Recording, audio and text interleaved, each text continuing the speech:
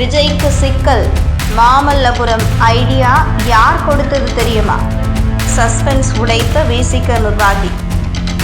News 10 Tamil நேயர்களுக்கு வணக்கம். கரூர் சம்பவத்தில் தாவேக தலைவர் விஜய் தொடர்ந்து தவறு செய்து வருகிறார். பாதிக்கப்பட்ட மக்களை மாமல்லபுரத்திற்கு வரவழைத்து பார்ப்பது என்பது தவறான விஷயம். விஜய்க்கு ஆதவ் அர்ஜுனா, புஷி ஆனந்த், ஜான் ஆரோக்கியசாமி உள்ளிட்டோர் தவறாக வழிநடத்துகிறார்கள் என விசிக நிர்வாகி சங்கத்தமிழன் தெரிவித்தார். விடுதலை சிறுத்தைகள் கட்சியின் மாநில இளைஞரணி செயலாளர் சங்கத்தமிழன் யூடியூப் சேனலுக்கு அளித்த பேட்டியில் 2026ஆம் ஆண்டு சட்டசபை தேர்தலுக்கு பிறகு அதிமுக அழித்து ஒழிக்கப்படும் என்பதுதான் உண்மை. ஏனென்றால் பாஜகவின் சுபாவமே அப்படித்தான். எந்த மாநிலத்திற்கு போனாலும் அங்கு வலுவிழந்த மாநில கட்சியுடன் சவாரி செய்வதுதான் பாஜகவின் வேலை.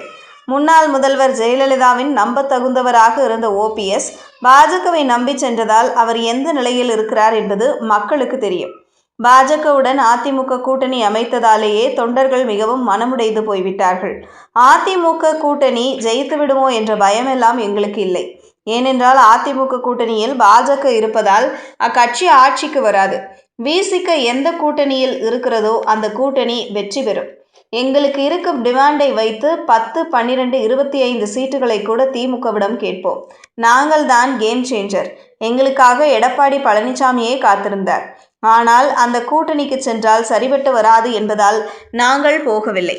இதனால் பாஜகவுடன் அவர்கள் போய்விட்டார்கள். விசிக எந்த அளவுக்கு முக்கியம் என்பது திமுக தலைவர் ஸ்டாலினுக்கும் தெரியும், தொண்டர்களுக்கும் தெரியும்.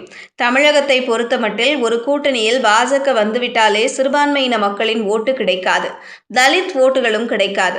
இவர்களின் வாக்குகளே 13% இருக்கிறது. இவர்கள்தான் ஒரு தேர்தலில் வெற்றி தோல்வியை தீர்மானிக்கிற சக்தி. அதிமுக பாஜகவுடன் செல்வதில்தான் எங்களுக்கு பிரச்சனை.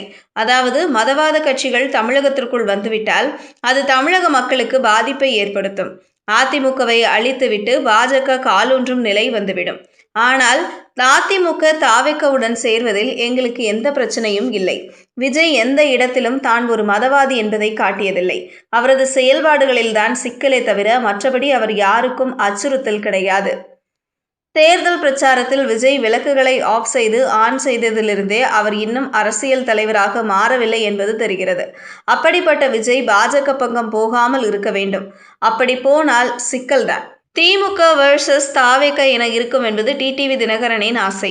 எனக்கு கூட திருமாவளவன் முதல்வராக வேண்டும் என்பது ஆசை. ஆனால் நம் ஆசை நடைமுறைக்கு சாத்தியமா என்பதை பார்க்க வேண்டும்.